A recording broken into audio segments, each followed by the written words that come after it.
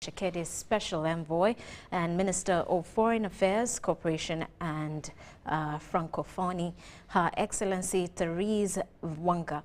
She was accompanied by His Excellency Alexis Gisaro Mvunyi, DRC's Senior Minister for Infrastructure and Public Works. During the meeting that took place at State House in Entebbe, President Museveni and the DRC delegation discussed several issues concerning peace and security in the region. President Museveni is noted that he is happy and appreciated President Tshisekedi's decision to join the East African community. Now, he advised that President Tshisekedi should use his opportunity to bring lasting solutions to peace in DRC and in the region. The president added that he is always available for dialogue as well as other East African leaders. On her part, Her Excellency thanked President Museveni for his support and wise leadership. She reiterated President Tshisekedi's commitment to the partnership in achieving a common agenda. Meanwhile, government through the Ministry of Gender, Labour and Social Development has officially launched the Grow Financing Facility, where a tune of $50 million from World Bank has been set aside for women entrepreneurs to borrow and boost their businesses. The Vice President, Jessica Alupo, launched this facility and implored women to efficiently utilize this initiative to eradicate poverty and foster social and economic development. The Vice President of the Republic the honors to officially launch the GROW project. The $50 million loan fund is part of the $217 million Driving the GROW project, a grant fund by the World Bank. The funds will be available to women entrepreneurs through 6 participating financial institutions, including Post Bank, Centenary Bank, Finance Trust Bank, DFCU, Equity and Stanbic Bank. Women entrepreneurs will be able to access funds ranging from as low as 4 million shillings to 200 million shillings at interest rates as low as 10.5% per annum. Is a testimony to our shared commitment of uplifting women entrepreneurs and promoting inclusive growth. We look forward to continuing our collaboration as we work towards Uganda's socio-economic transformation and the attainment of upper middle-income status by 2040. The Vice President, Major General retired Jessica Alupo, unveiled the funds and said they are intended to boost women-led enterprises and contribute to economic transformation. No loan charges. The government of Uganda will cover all related fees, including processing, legal and appraisal charges. This ensures that women entrepreneurs receive the full loan amount that they apply for and qualify for without hidden costs. Alupo highlighted that government funds such as these shouldn't be cause of domestic violence in homes. I implore you to plan your business wisely. Before taking the loan, have a clear business plan, identify how much funds will be used, whether it's for expansion, acquiring new equipment, or improving product quality. Every shilling borrowed should have a purpose and contribute directly to your business growth. The GROW Loan program was done in consultation from micro, small and medium enterprises and is aimed at empowering women-led businesses to thrive. The limiting factors that were identified included barriers to finance, which we're here to resolve today, or to start to resolve today. Secondly, skills mismatch and occupational segregation. Thirdly, limited access to technology, information, and opportunities to build skills and networks. And fourthly, lack of access to infrastructure and facilities, especially child care facilities. We are going to have a building where women can walk in. You have internet, you have UNBS in the same floor, you have URA in the same floor, URSB, all the business regulators will be in one building, and women, you walk in that building and everything you do there for free. It will be a women's business center. And the ladies listening to me, GROW has so many products, as you heard. There is apprenticeship, there is co-op for women, there is women in business, but this is basically GROW loan. And indeed, we believe that the GROW loans are a significant initiative that underscores our commitment to empowering women across the nation. At Centenary Bank, we firmly believe that when women thrive, our communities and economies flourish as well. Implemented by Ministry of Gender, Labour and Social Development and the Private Sector Foundation of Uganda, GROW project objective is to increase access to entrepreneurial services that enable female entrepreneurs to grow their businesses in targeted locations, including refugee hosting districts. Mary Namkose, UBC News. Now, the regional sittings of Parliament have kicked off in the northern Uganda district of Gulu. Speaker of Parliament Anita Among, in her communication, reiterated the need to bring Parliament closer to the people, a move which, among others, promotes cohesion and growth. Nevertheless, some members of the opposition embraced the sittings despite a call by the leader of opposition, Joel Senyonyi, to boycott. The regional sittings will last for 3 days. Honourable members, Madam Speaker. The first day of the regional sittings of Parliament started as early as 10 a.m. at Kaunda grounds in Gulu City. Prayer. Hundreds of members of Parliament attended the sittings proclaimed by the Speaker in accordance to the rules of the House. The 98th Assembly of the Interparliamentary Union, IPU, resolved that members foster a direct contact between parliamentarians and citizens through meeting and discussion at all levels, nationally and internationally. Despite criticism by a section of members of Parliament led by the leader of opposition, Joel Senyonyi, some members of the opposition embraced the sitting. Because as opposition, we need to team up, we need to improve. Because in the last elections, in Gulu, for example, we did not get any candidate. We didn't get any candidate. So this would be the good time to talk to our people of Gulu and tell them what the government has not done, so that we gather up support for our party in the next coming elections. So we fought among ourselves that there should be one of us that becomes the acting leader of opposition, and that is Dr. Abed Bwanika. You are aware that this regional sitting focuses on issues of the region. Now, if we are not here, how are they going to participate with us when it comes to our region? Joel Senyonyi cited wasteful expenditure in disguise of bringing Parliament closer to the people. When you look at the budget of Parliament, no money was added for this sitting. So the misinformation, the people who are moving with the misinformation just don't like the northern region. And I want to disagree, totally disagree with the leader of opposition. You cannot be a leader of opposition outside Parliament. You can only be a leader of opposition in Parliament. So that was a huge, huge mistake. And there are issues here which we must take home. This city, Gulu, is a well-planned city. Wonderful roads, tarmac roads, which were constructed by the USMID project. But in Buganda, a town called Mukono, the MP of that town, she rejected the program of USMID. And now the roads are malam.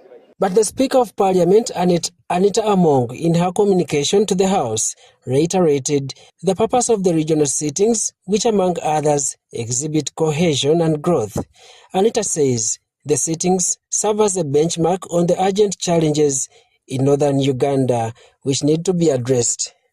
These reports, alongside with various motions, will be exhaustively deliberated upon by the House, and resolutions will be passed and transmitted to the relevant government agencies or departments for action.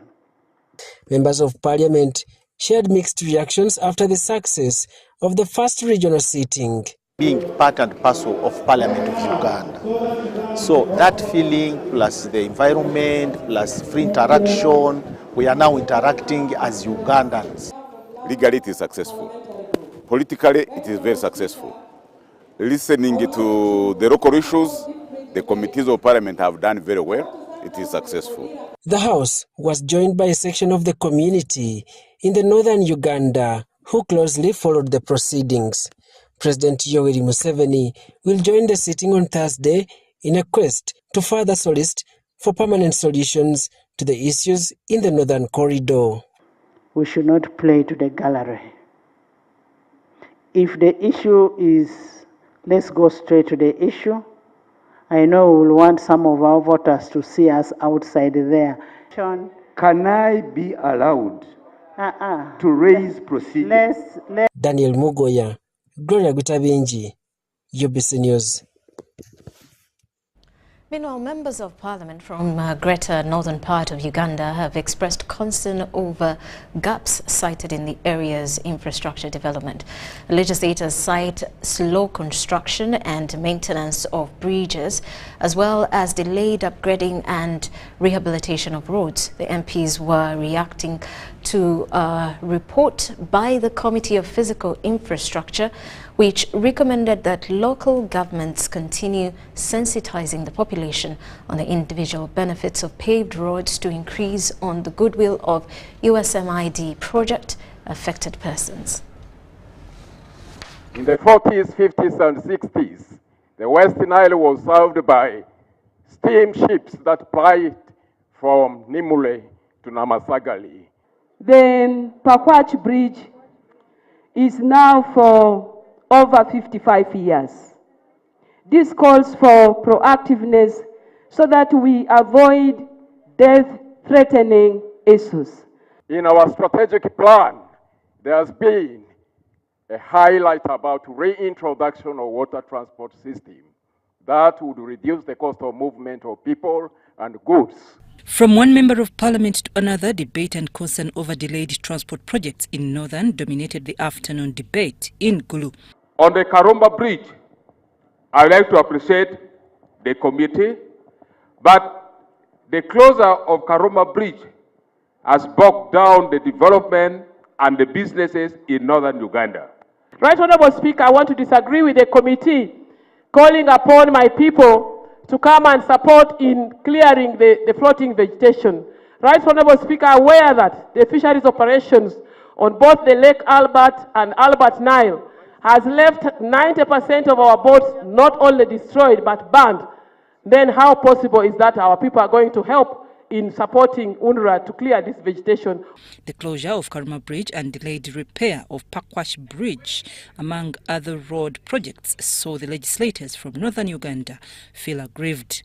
The report has not highlighted about the stalled work on Koboko Yumbe Moyo Road, which was launched by the Right Honorable Prime Minister on 17th of May 2024. We also have Anaka, Longolo, Amoro roads, which is also in the National Development Plan. I want to bring this clearly because, Right Honorable Speaker, every week that our businessmen and women are traveling, especially on the roads of Katikati, Alero, Kona, Noya, we've lost so many lives. Even right now as I speak, there are so many trailers which have blocked the road. Most of the bus owners have parked their buses. Big trucks, those are who will transport heavy goods from Kampala, they are no longer bringing commodities like tiles in northern Uganda. Right, Honorable Speaker, there's a new bridge which was really constructed and it is operational near where electricity plant is in Karumba. I pray that let the minister direct that bridge be used temporarily. All these were reactions to a report by the Parliamentary Committee of Physical Infrastructure as presented by the Vice Chairperson, Tony Awany. The committee was informed that the closure followed a proactive assessment in 2023 by UNRWA of the bridge structure to determine its integrity and soundness. The report highlighted challenges across all transport infrastructure in Uganda, ranging from water, railway, air and roads. The committee noted with concern that Pakwach Bridge had evident structural cracks on the abutments and failed expansion joints. This poses challenges to the performance of the bridge and might result into sudden failure unless possible defects are comprehensively established and corrected earlier. Quite a number of recommendations were made. UNRWA should urgently design and source funding for a new bridge over the Albert Nile at Pakwach to replace the existing one. The decision should be cognizant of the unique environmental challenges faced by the existing bridge, including floating vegetation and soil instability. Such are what will be brought to the attention of the head of state as he addresses Parliament in Gulu on Thursday. DP3. Most of the issues that the committee has raised are on the delays, on non-compensation of PAPs, on failure to release the monies. The missing link is consultation with the leaders, ranging from members of parliament to the districts. That is the missing link. Because if we had that, regional sittings, sub-regional sittings, by now people will be endorsing the report. From the Wednesday parliamentary engagements, it is just enough for one to conclude that day one of the regional sitting in Gulu has been a success. I'm Navka Farida and Henry Okrut. Now, women's marginalization in intellectual property can result in loss of income and economic opportunities, the Vice President Jessica Alupo says. While opening the first Women in IP conference in Africa for member states of RIPO, Alupo encouraged girls to pursue STEM education in order to close the gender gap in intellectual property. The conference at Speak Resort Munyonyo Hotel seeks to mobilize Africa for a common goal of bringing all the African resources together in support of women creators. The Women in Intellectual Property Conference at the Speak Resort Hotel Munyonyo aims to spotlight the remarkable achievements of women in the IP field across the African Regional Intellectual Property Organization, RIPO. Despite the significant contributions to the intellectual property landscape, women continue to face barriers such as underrepresentation and bias, limited access to resources such as funding, mentorship, and networks that are crucial for navigating and succeeding the intellectual property systems and societal expectations and cultural norms that discourage women from pursuing careers in science, technology, engineering, and mathematics. The 22 member states have brought to attention the need for a collective African approach to empower women creators and innovators. So some of the ideas that we are looking at is one, having a mind shift, whereas women should learn to believe in their capacities that they can actually innovate, and to also simplify intellectual property and innovation, because most people tend to narrow it down to very complicated innovations, and then they think I have to invent an aeroplane or something that is earth-shattering. But we are trying to reduce it to simple day-to-day things that can change communities. The event, officiated by the Vice President, retired Major Jessica Alupo, underscored the importance of protecting, registering and enforcing intellectual property rights. So in intellectual property, women are underrepresented, and the purpose of this conference is to try to find ways to address that, and this would allow women's innovations to benefit society as a whole. We have passed the stage of inviting women. They now need incitement. They must be provoked and be told that, you know, you have wings, why are you not flying? Why are you crawling? You have legs, why are you kneeling? You should be standing up. Creating a supportive ecosystem for women in IP was emphasized by those in attendance. The need for continued innovation and sensitization to accelerate progress towards gender parity in the IP sector is also encouraged. The present intellectual property regime is individualistic, does not take into account community interests. And yet, when you examine our societies, some rights are communally owned, passed on from generation to generation, and they have not been protected. Most, if not all, African states that are members of ARIPO, we have the laws, we have the policies, we have been supported with capacity building by ARIPO and the WIPO. So we need to just create awareness and simplify the intellectual property language for every ordinary person to understand, and even simplify the procedures for them. It's just about creating awareness. Here to address the glaring disparities. There are a lot of disparities, a lot of imbalances, there are a lot of distortion and barriers that do not support women to thrive in this IP ecosystem.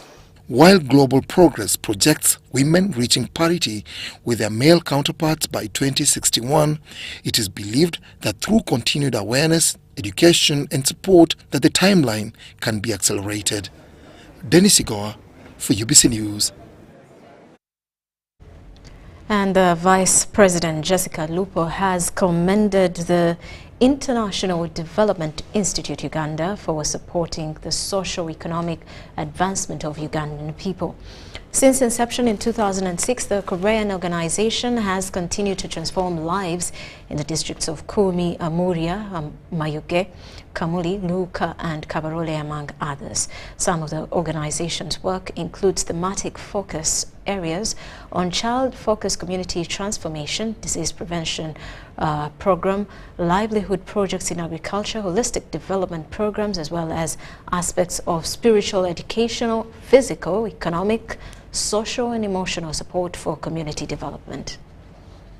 Of course, it is aligned with the Government of Uganda National Development Plan and the National Resistance Movement Manifesto 2021-2026, whose theme is securing your future.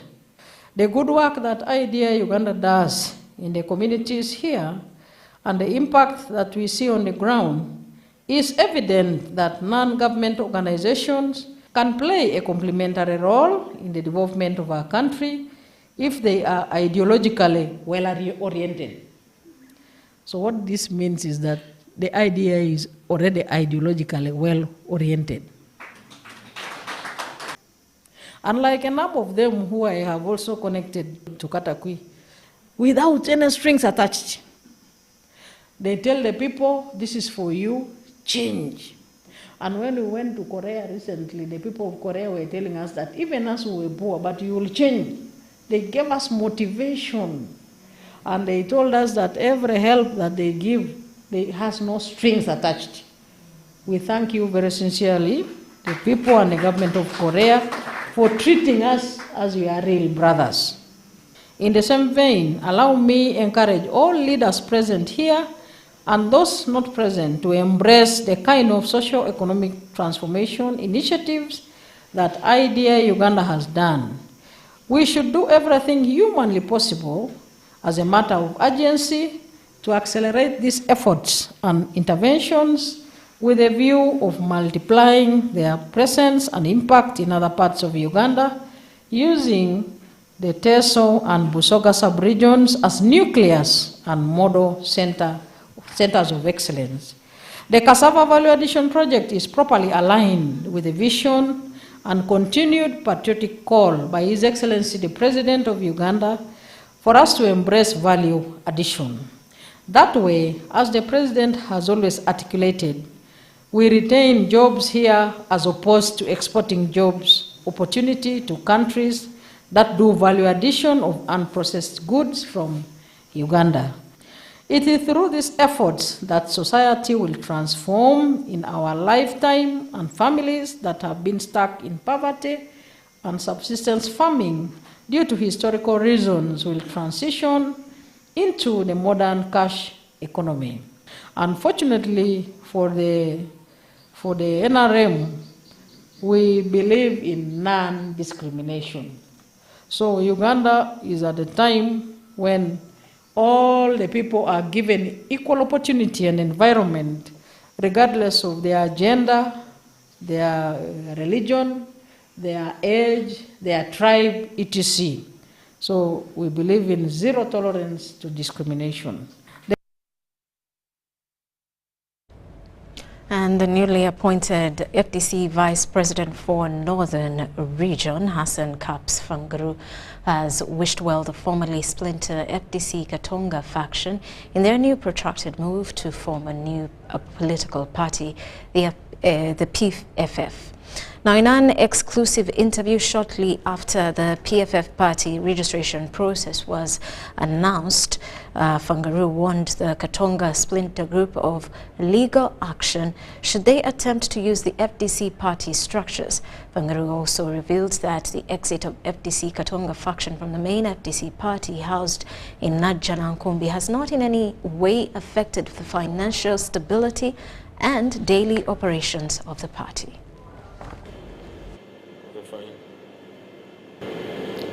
FDC was formed by joining together 3 political organizations to form the party which became FDC.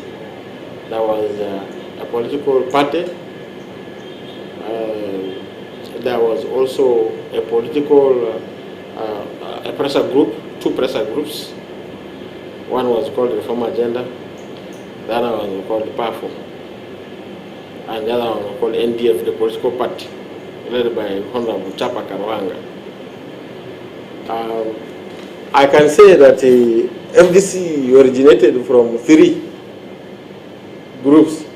It has also reached a point where it has split into 3 groups, 3 political parties. From 3 to 3, that's what I can say.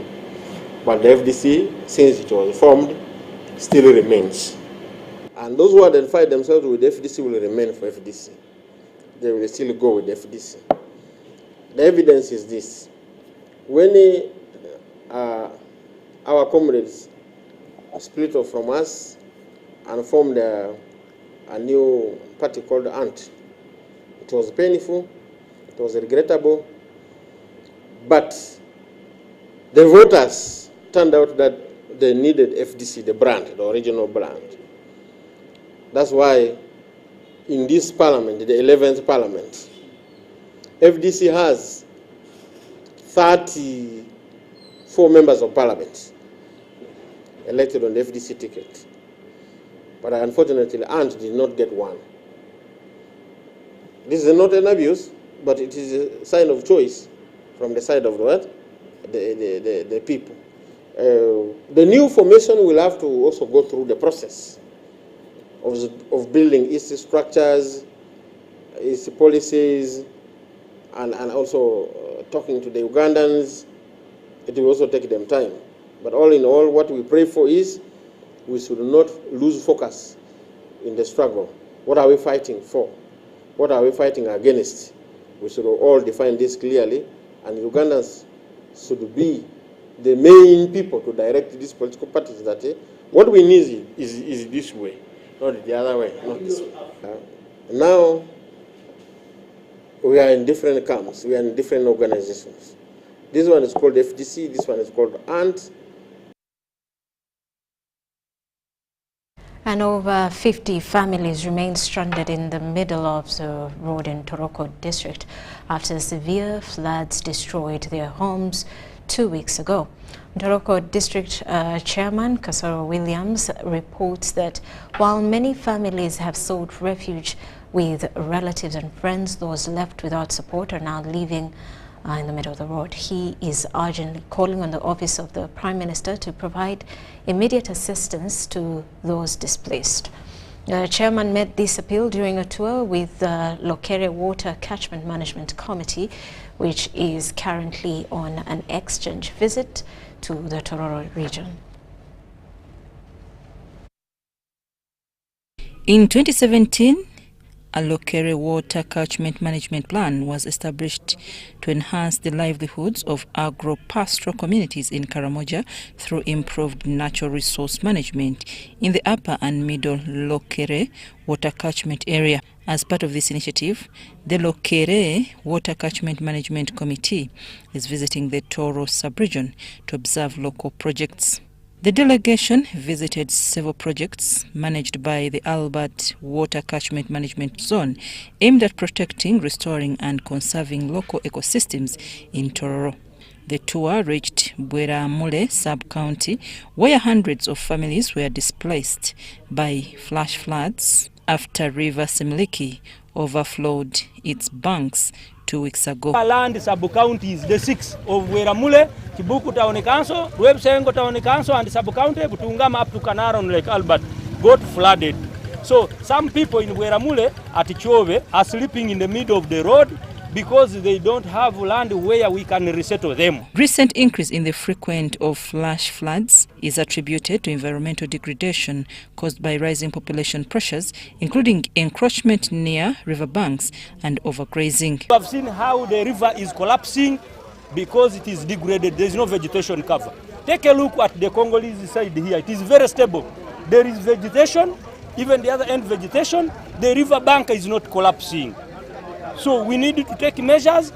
Ministry of Water and Environment and also security should help us enforce the NEMA laws, help us. In 2016, the Ministry of Water and Environment, in partnership with local leaders, developed a River Semiliki catchment management plan to implement adaptation measures for ecosystem protection, restoration and conservation.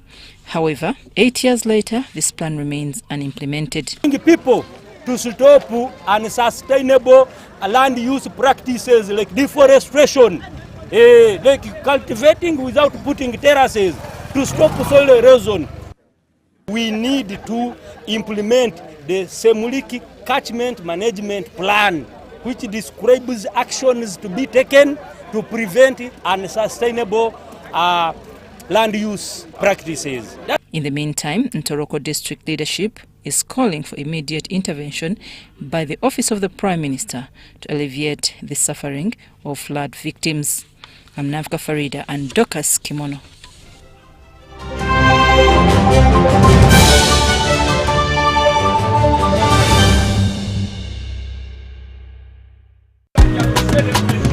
You used to tell me that I don't make you happy. All that time you would be complaining.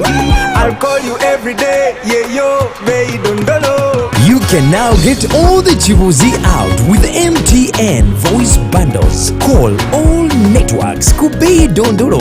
Buy a 25-minute voice bundle for only 1,000 or buy any daily voice bundle of your choice. Dial *100 *21# and select daily or use the My MTN app. When we talk together, we are unstoppable.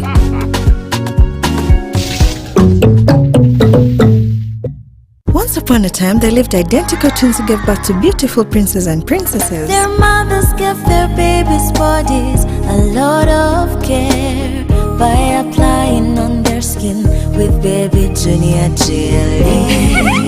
Though dried their chariots and everyone would admire their glowing skin. Fun fact, baby Junior prevents diaper rash, dry and sensitive skin. Moms all over Africa like baby Junior jelly. Baby Junior the skin. No more worries anymore.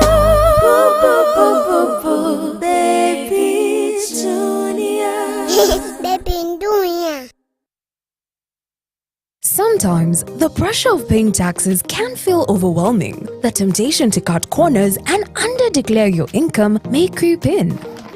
But before you make that choice, consider the cost. Under-declaring taxes might seem like an easy way out, but the consequences can be severe. URA offers resources and payment plans to help you manage your taxes. You can pay in installments if it's difficult to pay in full.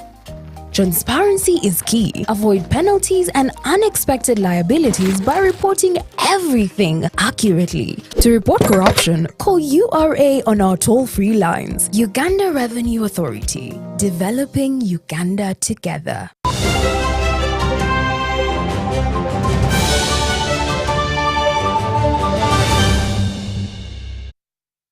Welcome back. You are still watching News Tonight. Dr. Sam Stewart Mbabazi, an urban development and transportation expert, argues that effective waste management information should be communicated through local council systems for proper management in Kampala.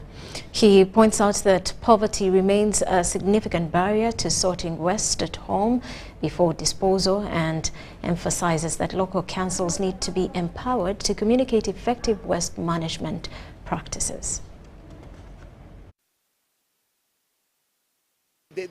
Much of the waste we generate, we carry only about 30%. 30% is what actually is carried away from the city. The other somehow disintegrates within the water channels, within the city itself. Somehow it disappears. Otherwise, the people right now, I'm told, this garbage, I normally see these small trucks, they are moving all over.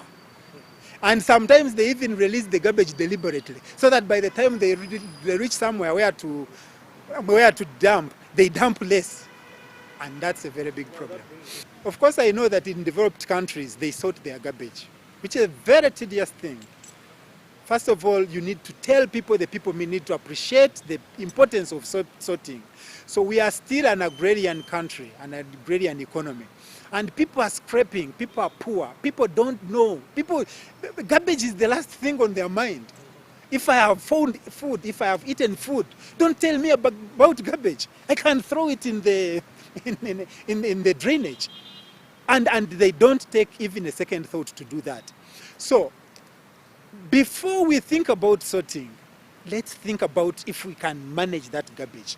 Because if you manage the garbage as it is now, solid, then as the country progresses, as people get more money, as the city gets more money, then we'll begin having to talk about sorting.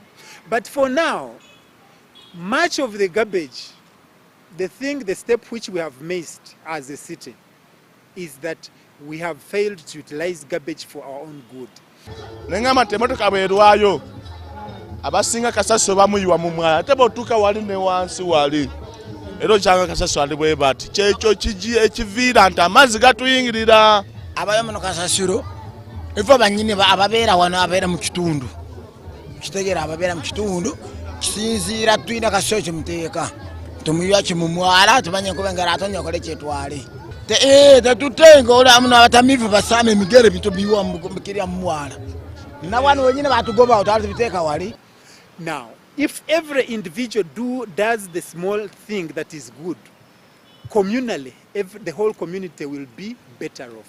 And that it takes the leadership to tell people that we have to do certain things.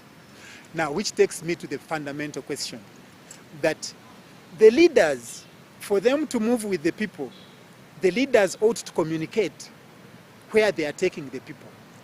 It must be very clear in the heads of everyone. We are taking you to this place. We want Kampala to be very clean. It will register in the minds of the people. We want people, if you are in a place, you must make sure you have a toilet. You must have a place where you will have garbage heaped before it's taken. You must create that. And that ought to be the role of the LC chairman.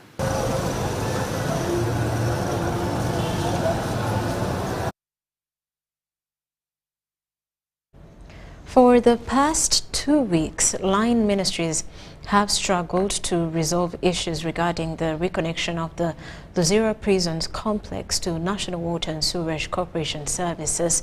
Now, this is due to payment disputes. According to prison spokespersons Frank Baine, the complex is currently relying on water purchased from various vendors, putting a strain on the already limited budget allocated to the institutions.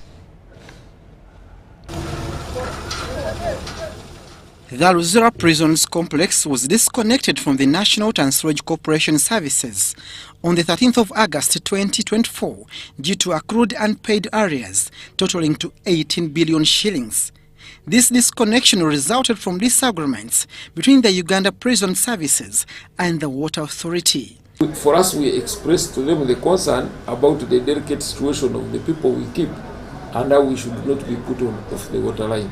But the decision to cut us off, to leave, to cut us off the line, that is now rests with the leadership of National Water and Sewage Corporation. There was an appropriate communication, and that's why the communication is still on.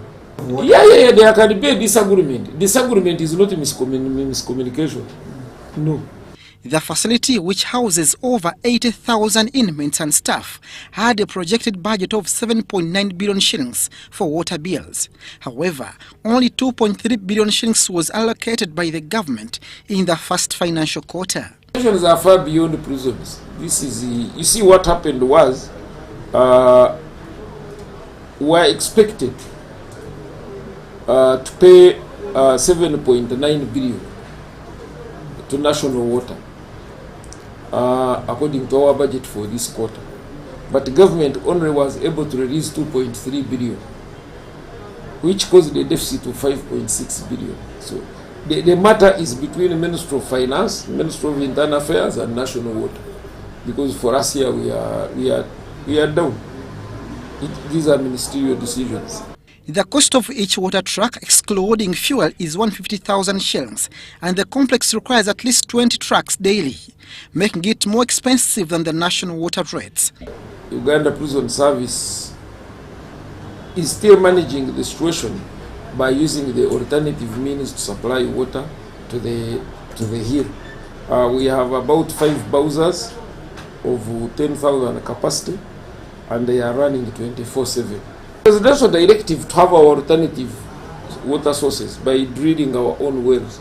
But you see, you are failing to pay for the areas. Where would you get the financial allocation to drill the wells? And those are some of the things we have to negotiate. But even if we sank our own wells, we still need water from national water. It's like when you're at home and you have solar.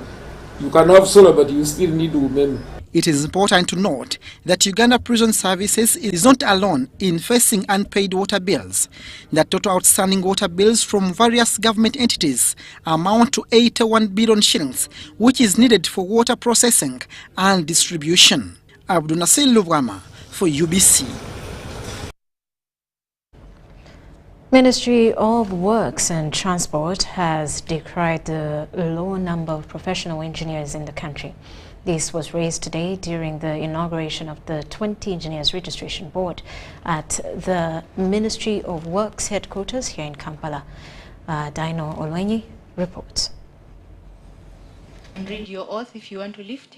In his acceptance speech as the new chairperson of the 20th Engineers Registration Board, Professor Henry Alinaitwe began by revealing that Uganda is short of professional engineers. In Uganda, we produce about, again, according to the statistics, last 2 years, about 800 engineers every year. 800, all universities. Government is alive to the shortfall of engineers in the country, but with an urgent call for awareness campaigns to register more engineers. Currently, the number of registered engineers in Uganda stands at about 2,000, I think, within that range, compared to a population of 45.9. And I think we are the lowest within the region when we compare ourselves even to the same kind of levels, Kenya and Tanzania. With the country having just about 2,000 professional engineers, improving this trend will come through some sacrifices by the relevant stakeholders like learning institutions.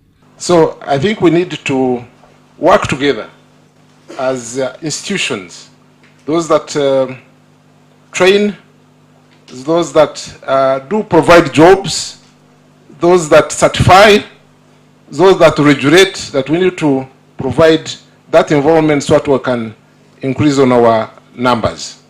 There is a pressing need to launch awareness campaigns and outreaches aimed at promoting the importance of registration in order to have incentivize compliance with the Engineers Registration Act, among others. The Ministry of Works is coming up with numerous interventions to improve the country's engineering sector. Among them is the proposed Engineers Professional Bill. The board needs to work closely with the ministry to to have this bill tabled before Parliament and passed into law. It is expected that once passed into law, a number of challenges facing the engineering profession will be addressed. And when they refer it to the sectoral committee, please members, we shall call upon you to come and support us to defend this law. 1969 is a long way, so we need to update this law. The 20th Engineers Registration Board comprises 8 members who will serve for the next 2 years. Although the board's mission is to regulate and control engineering professionals in the country, the new board members are expected to come up with a strategic plan that will align with the country's National Development Plan 4. Diano Olwen-Peters, UBC News in Kampala.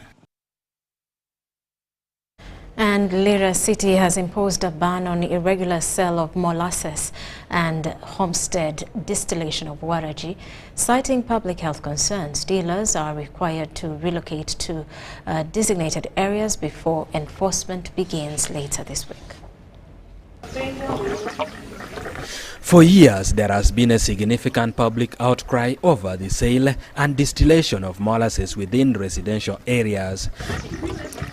The unpleasant odor from waste byproducts has made the environment unbearable, leading to disputes among families and even some reported death. Number 2, the yeast affect the building. When the wind blows it to the house, it starts corroding the building. It is our main aim to fight all those public health issues. The city has now banned both homestead distillation and irregular sale of molasses. You live very smart and decent cities. Then you come to soil ours here and you want to leave it in total shams and you go away. I'm directing the police to impound your vehicles found anywhere of loading these molasses, anywhere in different homes where it is not gazetted. The Lira RCC visited the distillation sites and held a meeting with the dealers, urging them to relocate to the designated areas before enforcement begins. Where they have been relocated is not far away from the wetland, and we have directed them not to encroach into the wetland with their activities, because that is totally unacceptable. However, there has been some drama when a local councillor opposed the decision. So as a leader, I had to come up and tell them the truth. A person who only have one ton of molasses, who has been picking loan from these places, is that person able to transfer each and everything to the wetland? These 3 months, somebody who has picked loans for 12 months, how can that person survive? The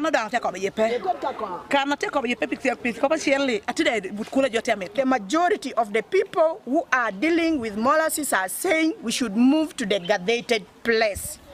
80%. The majority did not listen to these politicians because they know what we are telling them is right. But I want to say it is very unfortunate. I call upon our politicians. If you're serving the people, please work for the good of humanity. In addition to health risk, the distillation business provides income for over 800 urban residents. A jerrycan of distilled warige is sold for 40,000 shillings. The city has identified a private open space for distillation, but while some have protested the decision, the majority have welcomed this new development. Eddie Olwa, UBC News. And with that, we take a quick break. When we return, more details.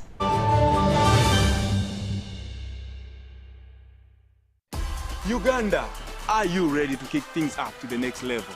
The Uganda National Lottery brings you Sports Stake 10. Predict the results of 10 football games and win big. With tickets at only 500 shillings, join the fun and make your predictions count with Sports Stake 10. Sports Stake 10, your ticket to football glory. Uganda National Lottery. Dream, play, win. Participants must be 18 years or older. Play responsibly. The Uganda National Lottery is operated by Ituba Uganda and regulated by the National Lotteries and Gaming Regulatory Board. Uganda fire! Endiba fire! Our border fire! Uganda! Thank you for showing your fire! Has Nabole Stadium opened its doors once again? Fire! Fire! You are one moving Bet you were the 12th player when Uganda Cranes needed you the most. Through our famous wins against Tubakunda and our unlucky losses, you stood firm, supporting even louder. Now, as Uganda Cranes take on South Africa and Congo this September, South Sudan in October, and play our second legs against South Africa and Congo in November, bring even more fire! Because with your support, Uganda Cranes is unstoppable! Uganda Fire! Proudly brought to you by MTN, the #1 supporter of Uganda Cranes. Together, we are unstoppable. Where does it come from? That thing that makes us Ugandan. Some say it's in our history, in our culture, and in our hearts, in our warm smiles and vast miles of coffee. It's in our inherent pursuit to always be better, to never stop growing and glowing. We are a nation of sweat and skills, a nation of ideas and inventions. But what truly makes us Ugandan is our quest to invest in agribusiness, manufacturing, tourism, infrastructure, health, and education to improve the quality of life of Ugandans. That's what makes us Uganda Development Bank. Uganda Development Bank, inspiring development.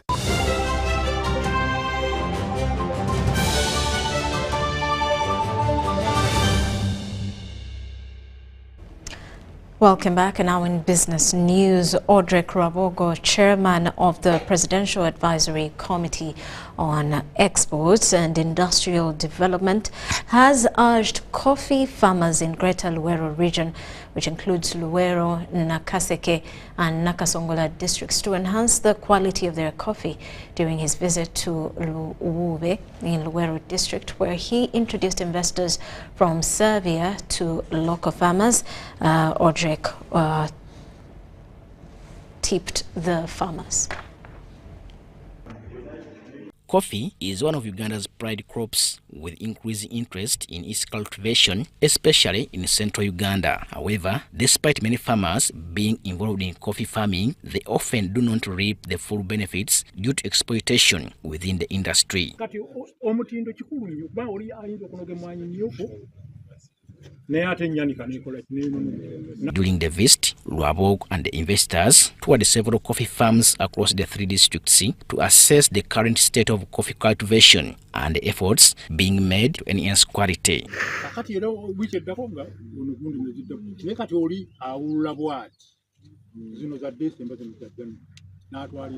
The visit also included the launch of the Bulemez Heritage Coffee Cooperative Union, a cooperative representing coffee farmers from the 3 districts, founded by Paul Bukenya. Bukenya discussed the challenges and needs that coffee farmers face in the region. We have machinery that's owned by them, that's able to handle from cleaning of the cherries all the way to the grading. The investors from Serbia expressed their commitment to assisting the coffee farmers, focusing on helping them improve the quality and marketability of their produce. I had the privilege to meet and to talk to the President Museveni many times. We couldn't be talking about exporting coffee, value-added coffee to Europe and elsewhere if he didn't create stability in this country. In Uganda, by the end of the year, we will be roasting in our own facility and then export it to wherever. Now, Rwabogo encouraged farmers to take their responsibilities seriously, emphasizing that the market opportunities exist, but only through improved quality can they effectively combat poverty in the country. One has opened 2 locations, 2 trade hubs in the city of Belgrade. They are called Uganda Connect. Nolwekyo omukulu ono mu kibuga Belgrade ayinako ebifo 2 byaguddewo watundira emmwanyi zaffe. He is going to open more locations in. Era agenda kweyongera okuggulawo ebifo ebirala. Njagala mukikubire mu ngalo kubanga. He urged them not to disappoint him by falling short in their efforts to enhance their coffee production. Machinery. We have a collection center or working capital. We need to understand each other. This initiative reflects a strong push towards bettering the livelihoods of coffee farmers in Greater Luwero by focusing on quality, unity, and leveraging both local and international support. Robert Katamba and Jamilu Sekaja, UBC News.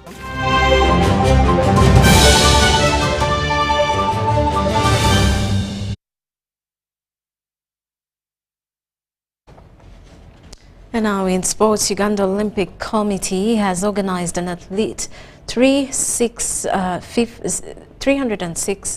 career development workshop that has been tutored by International Olympic Committee educator Kanote.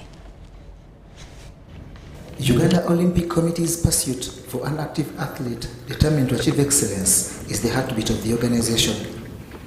But amid its pursuit for excellence, the committee also minds about the future of the athletes through activities like the Athletes 365 workshops.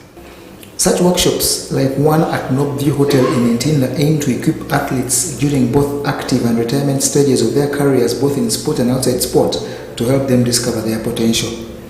And they're taking athletes from about 20 federations on how they're able to prepare themselves while they're athletes, how they're able to prepare for themselves for a life after sport or when during sport. So a number of topics are being handled: personal branding, how to write a CV, public speaking, questions around making a pitch, issues of safeguarding. So we're very happy that this training has happened, and it builds on our strategic area that we need to focus on the athletes, because that's why we exist. And we look forward to this program being taken forward even further, with more athletes being trained across the country. It's tutored by International Olympic Committee athlete 365 educator Kadi Kanyute, who as an Olympian represented Mali in basketball at the 28 Games in Beijing. For me, it's obvious. I've been involved with the program now for over 10 years. This workshop is really crucial for athletes. If there's any gift or any tool that the Olympic Committee wants to also support the athletes with, is definitely with career transition. As we know that it's such a challenge, especially here in Africa.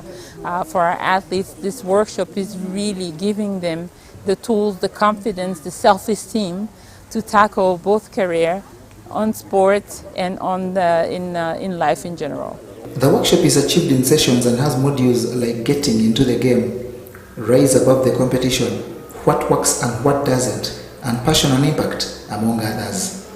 Plan next year, as I spoke together with Kadi, who is my IOC master educator, I think next time the aim is to take it to people in Kapchorwa, to spread it around Uganda and not to be too centric in Kampala, because there are also other athletes who need it. But it's very important talk where we can have things or tools that we give athletes to succeed in life after sport, even during.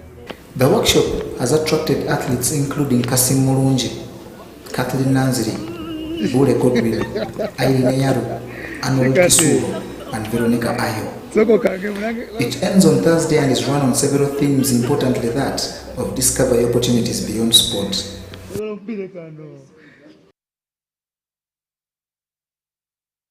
And the 2024 Uganda Primary School Sports Association Games that have attracted more than 100 local governments have officially started in Tororo District. Sir, I beg that we receive our chief guest. The Uganda Primary School Ball Games have been opened at Tororo Playgrounds and presided over by Physical Education and Sports Commissioner Reverend Canon Duncan Mugumya.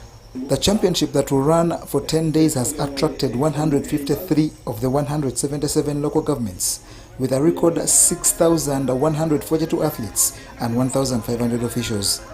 We have this championship first of its kind. We abolished the weighing and we are using the lean, but again we put physical screening because some of our teachers are not authentic. They go on and put non-bonafide players. But now we are trying to put some measures to cover that. Should we in future get you on that line, we shall be able to remove your team and even deal with the one who has done that one as a culprit for the entire world to know what is there. The tournament has a special feature for special needs athletes that are also contesting in the under 12 and 14 categories of the various disciplines. And this championship is basically for participation for all, talent identification and inclusive sports.